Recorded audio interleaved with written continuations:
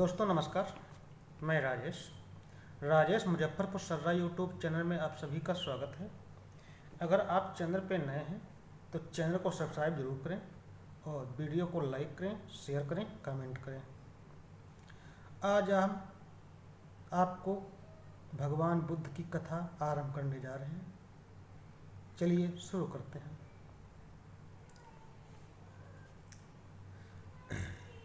जब वह आराम से आसीन हो गए तो राजा ने कहा, मुनिवर, मुझे याद नहीं है कि इससे पहले भी आपके कभी दर्शन हुए हों। आपके यहाँ तक पधारने का क्या उद्देश्य है, क्या कारण है? असित मुनि ने कहा, राजन, आपको पुत्र लाभ हुआ है और मैं उसके दर्शन करने की प्रबल इच्छा से यहाँ आया हूँ। राजा बोले, मुनिवर, बच्चा अभी सो रहा है और जैसे ही वह जागेगा मैं उसे स्वयं लेकर आऊँगा। कृपा कर आप थोड़ा इंतजार करें और तब तक आप भोजन, वस्त्र आदि ग्रहण कर विश्राम करें। मुनि उत्सुकता से बोले, राजन, आपके घर एक दिव्य विभूति ने जन्म लिया है और वह सामान्य बच्चे की तरह देर तक सोते नहीं हैं। वह स्वभाव से हर समय जागृत रहते हैं। आप अंदर जाकर पुत्र को लेकर पधारें। मुनि की बात सुनकर राजा शुद्धोधन की भी उत्सुकता बढ़ी और वह स्वयं अंदर गए। उन्होंने देखा कि शिशु जाग रहा था। उन्होंने पुत्र को दोनों हाथों में लेकर आसित मुनि के सामने ले आए। मुनि ने देखा शिशु 32 महापुरुष लक्षणों तथा 80 अन्वेजनों से सुशोभित है। उसका शरीर व उसकी आभा शक्र और ब्रह्म के शरीर से भी लाख गुणा अधिक तेज है। शिशु के शरीर की दिव्य आभा व लक्षणों को देखकर विद्वान असित काल देवल ने कहा, राजन, यह कोई साधारण शिशु नहीं है, यह अद्भुत दिव्य पुरुष है। वह अपने आसन से उठे और हाथ जोड़कर शिशु के चरणों में शीश झुकाया, चरण वंदना की और अपनी गोद में उठा लिया। उसकी दिव्यता व लक्षणों को बार बार निहारा।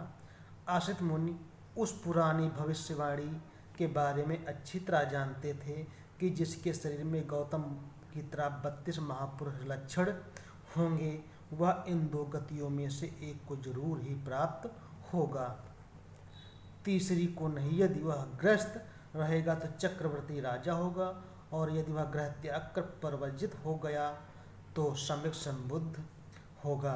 आसित मुनि को पूरी तरह से अज्ञान हो गया था कि यह बच्चा ग्रस्त नहीं करेगा।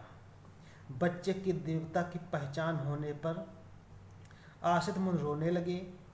उन्हें सिसकियाँ भर भर कर रोते हुए देखकर शुद्धोधन किसी अनहोनी के शंका से काफ़ी भयभीत हो गए। बेचैनी में उन्होंने मुनि के रोने का कारण पूछा। मुनिवर, क्या बच्चे के भविष्य में कोई विघ्न तो नहीं है? मैं समझता हूँ उज्ज्वल है। आसित मुनि ने शांत होकर बताया, राजन, मैं बच्चे के लिए नहीं रो रहा हूँ, इसका तो भविष्य उज्ज्वल ही है, कोई विघ्न नहीं है। मैं तो अपने लिए रो रहा हूँ। मैं वृद्ध हूँ, उम्र के आखिरी पड़ाव पर हूँ। आपका पुत्र बड़ा होकर निश्चित रूप से बुद्ध बनेगा, सम्यक संबुद्ध होगा। वह लोक कल्याण के लिए धम्म चक्र प्रवर्तित करेगा, जगत में दुखों को दूर कर सुख शांति के जीवन के लिए धम्म की दीक्षाएं देगा। श्रेष्ठ जीवन के लिए जिस सद्धम्म की वह घोषणा करेगा, वह आदमी प्रारंभ में, मध्य में और अंत में कल्याणकारी होगा। वह धम्म परिपूर्ण और पूरी तरह से शुद्ध होगा। राजन, जिस प्रकार गूलन नामक वृक्ष पर कभी कभी फूल खिलते हैं, उसी प्रकार अनंत युगों के बाद संसार में बुद्ध जन्म लेते हैं। निश्चय ही यह बच्चा भी बोधि लाभ प्राप्त करेगा, सम्यक संबुद्ध होगा और जगत के अनंत प्राणियों को इस दुखमय भवसागर से पार ले जाकर सुखी करेगा।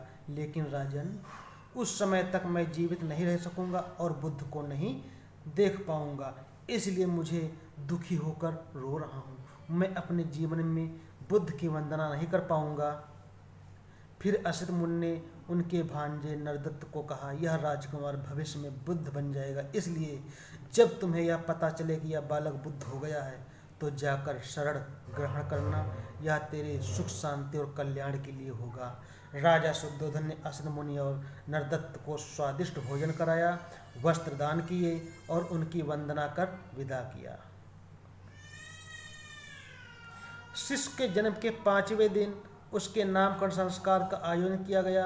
वह आमंत्रित विद्वानों से विचार विमर्श कर शिशु का नाम सिद्धार्थ रखा गया। उसका गोत्र गौतम था, इसलिए आमजन में वह सिद्धार्थ गौतम नाम से प्रसिद्ध हुआ। पुत्र के जन्म की खुशियां और उसके नामकरण का संस्कार आयोजन सभी समाप्त भी नहीं हुआ कि 7वें दिन देवी महामाया अचानक बीमार पड़ गई और हालत गंभीर हो गई। अपना अंतिम समय पर पास आया जानकर उन्होंने राजा शुद्धोधन और उसकी रानी, राजा की दूसरी पत्नी व उनके छोटी बहन महाप्रजापति को सैया के पास बुलाकर कहा, मुझे विश्वास है कि असित मुनि ने मेरे बच्चे के बारे में जो भविष्यवाणी की है वह सच्ची निकलेगी, लेकिन मुझे दुख है कि मैं इस वाणी को पूरा नहीं देख पाऊंगी। अपनी छोटी बहन महाप्रजापति को धैर्य व सहजता से समझाया, बहन अब मेरा अंतिम समय आ गया है और मैं अपना बच्चा तुम्हें सौंप कर जाती हूँ। सिद्धार्थ को अब तुम्हें ही संभालना है। मुझे भरोसा है कि उसके लिए तुम उसकी जन्म देने वाली माँ से भी बढ़कर होगी, इसलिए मेरे बाद इसके पालन पोषण की मुझे जरा भी चिंता नहीं है। अब आप कोई दुखी नहीं हो, मेरा अंतिम समय आ गया है। इतना कहते कहते रानी महामाया ने अंतिम सांस ली और शुद्धोधन की महाप्रजापति पर तो मानो दुख का पहाड़ आ पड़ा। दोनों फूट फूट कर रोने लगे और जिस दिन बड़ी बहन का देहांत हुआ उसके कुछ दिनों में पहले महाप्रजापति ने एक शिशु को जन्म दिया। उसका नाम नंद था। उस शिशु को उन्होंने धाय को सुपुत्र किया और सिद्धार्थ का माँ की तरह पालन पोषण करने लगी। सिद्धार्थ के चाचा चाची की भी कई संतानें थी। महानाम और अनुरुद्ध शुक्लोदन के पुत्र थे तथा आनंद अमितोदन के देवदत्त उनकी बुआ। महानाम और अनुरुद्ध शुक्लोदन के पुत्र थे तथा अमिता का पुत्र थे तथा आनंद अतिमोदन के देवदत्त उनकी बुआ अमिता का पुत्र था। महानाम सिद्धार्थ से बड़ा और आनंद छोटा था। सिद्धार्थ इन सब के साथ खेलते पलते बड़ा होने लगा।